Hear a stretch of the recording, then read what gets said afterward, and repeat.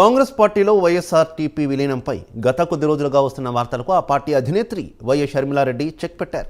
YSRTP party విలీనంపై Sharmila clarity ఇచ్చారు. Lotus పాండ్లో ముఖ్య నేతలతో షర్మిల భేటీ అయ్యారు. ఈ సందర్భంగా పార్టీ విలీనంపై నేతలకు స్పష్టతనిచ్చారు. ఈ నెల 4న కాంగ్రెస్ పార్టీలో వైఎస్ఆర్టీపీ విలీనం ఖాయమని షర్మిల స్పష్టం చేశారు. రేపు సాయంత్రం కల్లా అందరూ ఢిల్లీ చేరుకోవాలని నేతలకు షర్మిల చెప్పారు.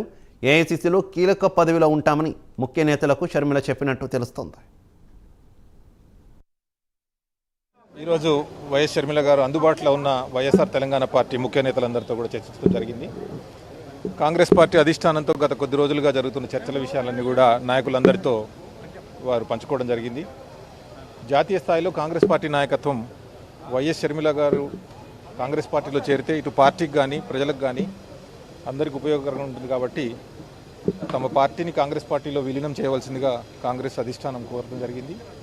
అందుకు వైఎస్ షర్మిల గారు సానుకూలంగా స్పందించారు.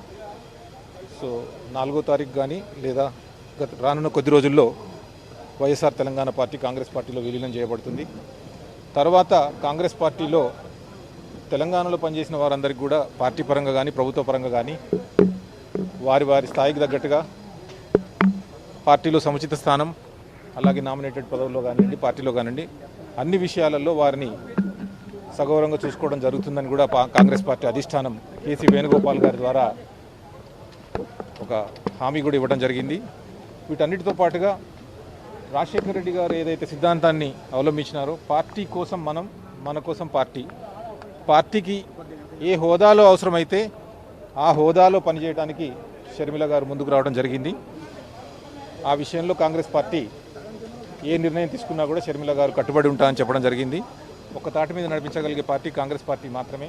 ఈ పార్టీకి ఈ రోజున జాతీయ స్థాయిలో ఇటు తెలుగు రాష్ట్రాల్లో కూడా రాజశేఖర రెడ్డి గారి వారసత్వం కలిగిన వైఎస్ షర్మిల గారి నాయకత్వం అవసరమని కాంగ్రెస్ పార్టీలోని పెద్దలందరూ కూడా భావించడంతో వారు వైఎస్ షర్మిల గారిని కాంగ్రెస్ పార్టీలోకి ఆహ్వానించారు, సాదరంగా ఆహ్వానించారు.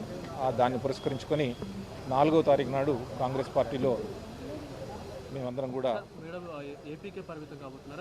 జాతీయ స్థాయిలో పరిమితం కాబోతున్నారు, భారతదేశ వ్యాప్తంగా పరిమితం కాబోతున్నారు. కాంగ్రెస్ పార్టీ ఏ హోదాలో పనిచేయమన్నా ఆ హోదాలో పనిచేయడానికి వెనుకాడే అవకాశం